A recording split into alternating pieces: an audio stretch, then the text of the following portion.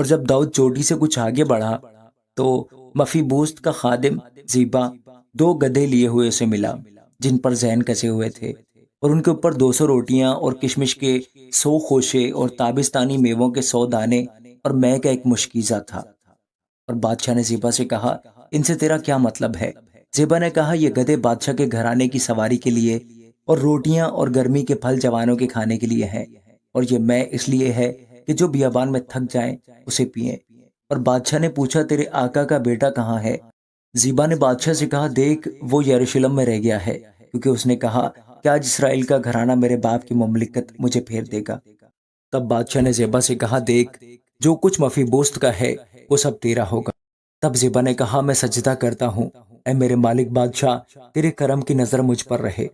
جب داؤد بادشاہ بہوریم پہنچا تو وہاں سے ساؤل کے گھرانے کے لوگوں میں سے ایک شخص جس کا نام سمئی بن جیرا تھا نکلا اور لعنت کرتا ہوا آیا، اور اس نے داؤد پر اور داؤد بادشاہ کے سب خادموں پر پتھر پھینکے۔ سب لوگ اور سب سورما اس کے دہنے اور بائیں ہاتھ تھے، اور سمئی لعنت کرتے ہوئے یوں کہتا تھا، دور ہو، دور ہو، اے خونی آدمی، اے خبیث۔ خداوند نے ساؤل کے گھرانے کے سب خون کو جس کے عوض تو بادشاہ ہوا تیرے ہی اوپر لٹایا، اور خداوند نے سلطنت تیرے بیٹے ابی سلوم کے ہاتھ میں دے دی ہے، اور دیکھ تو اپنی ہی شرارت میں خود آپ پھنس گیا ہے، اس لیے کہ تو خونی آدمی ہے۔ تب زرویہ کے بیٹے ابیشے نے بادشاہ سے کہا، یہ مرا ہوا کتا میرے مالک بادشاہ پر کیوں لعنت کرے؟ مجھ کو ذرا ادھر جانے دے کہ میں اس کا سر اڑا دوں۔ بادشاہ نے کہا، اے زرویہ کے بیٹو، مجھے تم سے کیا کام؟ وہ جو لعنت کر رہا ہے، اور خداوند نے اس سے کہا ہے کہ داؤد پر لعنت کر، سو کون کہہ سکتا ہے کہ تو نے کیوں ایسا کیا؟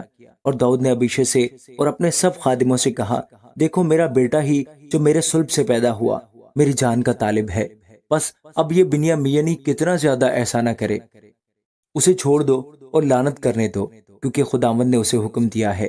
شاید خداوند اس ظلم پر جو میرے اوپر ہوا ہے نظر کرے، اور خداوند آج کے دن اس کی لعنت کے بدلے مجھے نیک بدلہ دے۔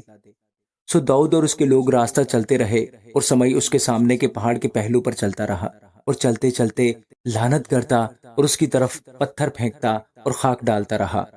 اور بادشاہ اور اس کے سب ہمراہی تھکے ہوئے آئے، اور وہاں اس نے دم لیا۔ اور ابی سلوم اور سب اسرائیلی مرد یروشلم میں آئے، اور اخیتوفل اس کے ساتھ تھا۔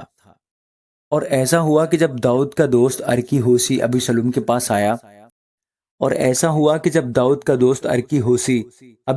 پاس آیا تو ہوسی نے ابی سلوم سے کہا، بادشاہ جیتا رہے، بادشاہ جیتا رہے۔ اور ابی سلوم نے ہوسی سے کہا، کیا تو نے اپنے دوست پر یہی مہربانی کی؟ تو اپنے دوست کے ساتھ کیوں نہ گیا؟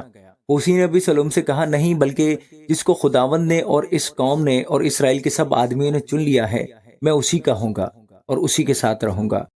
اور پھر میں کس کی خدمت کروں؟ کیا میں اس کے بیٹے کے سامنے رہ کر خدمت نہ کروں؟